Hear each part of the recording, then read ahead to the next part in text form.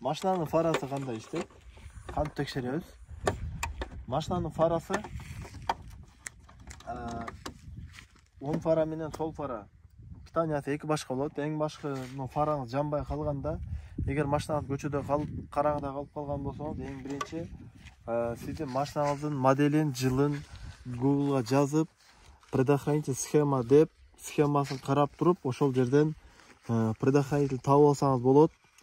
Экинчи варианты, ошол предохранитель крышкасында мындай сүрөттөр бар. Япошкаларда 90% бар. Honda Fit'te салондо анан бул жагында болот. Анан сиз экөөнтөн карайсыз да фараны табыш үчүн. Honda Fit'te фаранын предохранители бул жерде. Мынакей бул жерде турат, мынакей. Мына бул жерде 3 фаранын белгиси турат. Мына бирөөсү оң жактыкы, бул сол жактыкы, бул болсо реле. Главный сиз азыр жаксаңыз да фараны. Майдама чикайт этип аткан ошо реле кошкондо ошол эки предохранитель аркылуу лампочкаларга ток кетет. Эгерде муну фарадан замыкание болсо, экинчи фарага зыян келбеш үчүн бул фарага отдельно предохранитель, наркы фарага отдельно предохранитель коюлган. Эгер сиз предохранительди карадыңыз, экөө тең бүтүн, бирок фараңыз жанбай атат экөө тең. Андай боло турган болсо, именно нол фаранын релесин карайсыз. Но фаранын релеси. Фаранын релеси ичи эскелеге жетип, үзүлүп калган болушу мүмкүн, эрип кеткен болушу мүмкүн. Ошондо бизде мынакей после предохранитель турат, мына биздики мына реле экен.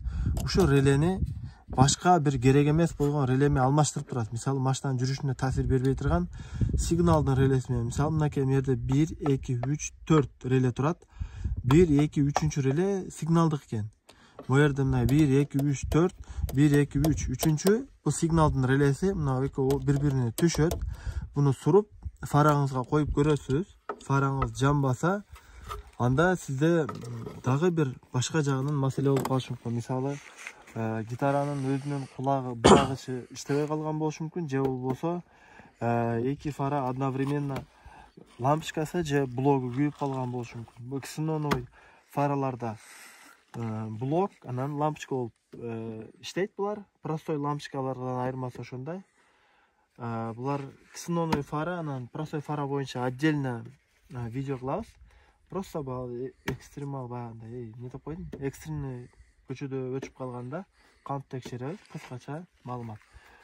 Анан кийин фара, ар машинанын фарасы аркылуу лампочкасы чыгат. Эгер ушунун баарын текшергенде жакшы болуп, бирок сиздин фара жанбай атат, лампочка которойн деп калдыңыз, уста жок. Анда сиз мунун лампочкасыны ар машина аркылуу чыгат. Honda Fit'терде мода подкрыльник чечесиз. Бу жерде бир эле пистончик бар. Пистончик чечип туруп, подкрыльникти бул жака түртөсүз, колуңуз салсаңыз, мына артында ошол алмаштырасыз. Анан ксеноновый фараларда бир аз кыйыныраак, научоктор ачпаган жакшы, кайра сала албай калышы мүмкүн. Негизи Fit'тин бампери өтө оңой чыгат. Бу жерде бир саморез, бу жерде бир аз пистон, нарагында бир саморез. Бамперди акырын чыгарып алып, анан бу жерде 1, 2, бу жерде 3, 4, 10 болт менен өтө жеңил чечип алып туруп, оңдосоңор дагы болот, өтө оңой. Кайра түшкөндө мо зазор бербейт. Булар өтө жакшы японский машиналар, өтө жакшы чечилип, кайра жакшы катат. Өтө жакшы иштелген креплениялары. Ошондуктан эгер көчөдө өчүп калса, чочубастан ачып, эми көчөдө өчкөндө айла жок. Негизи бирок үйдө электроника кылганыңарды негизи мен эч колдобойм. Себеби электроника опасный. Кандайдыр бир замкание чыгып кете турган болсо, көп адам билбейт. Эң биринчи кайсыл жерде өчүрүш керек, ошон үчүн өзүңөр кылбаганыңар дурус. Бирок көчөдө өчүп калганда айла кетип калат. Ошондо ушундай этап менен колдонсоңор болот. Кандай запчасть алам десеңер, машинадан кандай запчасть чыгарсаңар, ошондой запчасть аласыңар. Өзү жазылган полностью. Ошон үчүн көчөдө бир нерсени алмаштырып калсаңар, только эскисин бересиңер, ошону карап, сөзсүз вольтуна карайсыңар. 12 вольт или ваттары полный толук караш керек да. Көбүнчө ошо бизде байкалат, көчөдө баягы өчүп калып, лампочка сурайт, 24 лампочкасын берип коет да. Эми алды аркылсыз болсо болот. Негизи ошону караш керек, машинага зыян ал.